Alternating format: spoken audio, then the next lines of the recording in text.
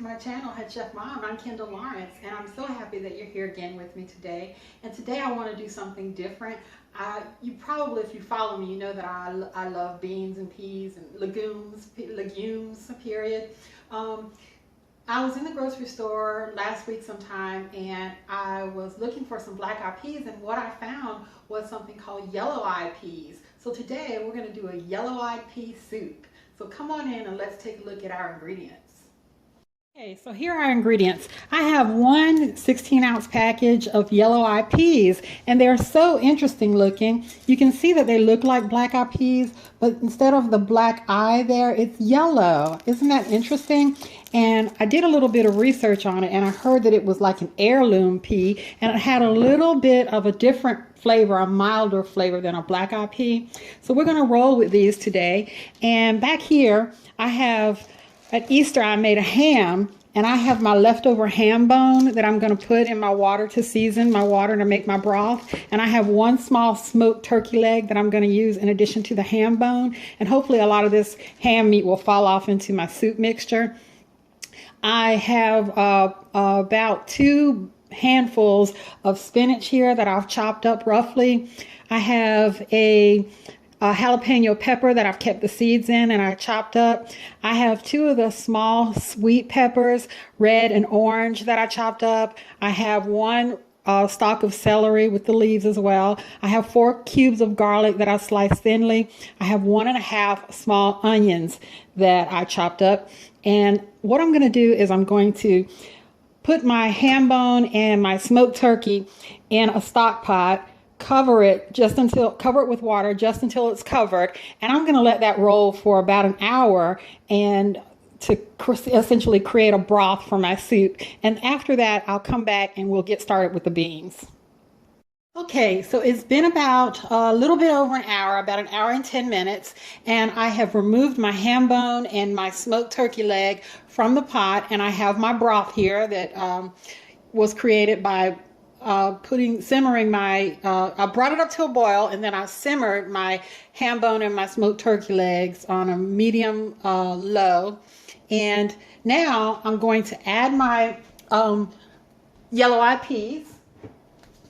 And I have rinsed them and sorted them. And I'm going to add my peppers, my garlic, and my onions. And I'm going to let this go for about 45 minutes. And we'll come back. We'll taste at that point and decide which seasonings we'd like to do. Notice, remember I didn't show you any seasonings up front because that ham bone and that smoked turkey leg is going to add a lot of flavor. Then we've got our garlic and our aromatics and everything in here. So we're going to taste and decide what seasonings we want to use in about 45 minutes. Okay? Okay, so it's been about 1 hour and my beans are coming along very nicely. I did taste it and I decided to, the seasonings that I wanted to add was some Sazon complete seasoning, some garlic powder, some dried parsley, and some black pepper to taste. And I also let the ham bone cool off and the smoked turkey leg cool off so that I could pull the meat off. And now I'm going to add the meat to the pot, and I'm going to let this simmer with the spices that I put in there and the meat for a few minutes, maybe 20-30 minutes, and we'll come back. Okay, we're almost at the home stretch now. Okay, so my beans are essentially done, and it looks really good. You can see all the peppers and the smoked turkey and the ham in there. And now the last thing I want to do is I want to add some of my spinach, and you'll just put as much spinach in there as you want. But you know, spinach melts down pretty well. So I had like a couple of bunches of fresh spinach, and I'm going to let this wilt and give it a stir, and then you're going to make it the thickness or the thinness that you want it. I want it to be kind of soupy, so if you want it to be thicker, don't add any water or any other liquid to it. If you want it thinner and soupy like I do, you might, after the spinach wilts, put some water, or depending on how salty you like it, you might want to put some chicken broth. We'll be back to taste. Okay guys, so here's our finished yellow-eyed pea soup, and it smells fantastic.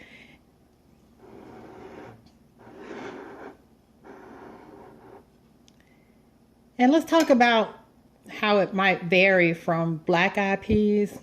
Well, the first thing that I notice is that the yellow-eyed peas are larger than the black-eyed peas. Okay, they're bigger, and they obviously have a yellow eye. They don't have the black eye. Let's give them a taste.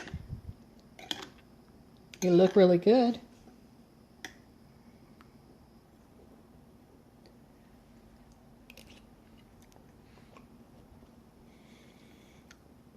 This is really delicious. It's not exactly like a black-eyed pea. Like I said, it's larger than a black-eyed pea, and it's firmer given the same cook time, and I don't soak my beans, and so this took me just under 2 hours to prepare unsoaked because I like them to fill up with the flavor of the broth, not water.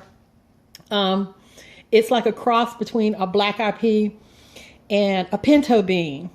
It's firmer than a black-eyed pea, and then you can cook a pinto bean until it's really soft, but if you cook a pinto bean just right, it's got a little firmer bite than, say, a regular black-eyed pea. Okay, my phone is ringing, so I gotta go. All right, like, comment, subscribe, share, and go feed your family. Bye-bye.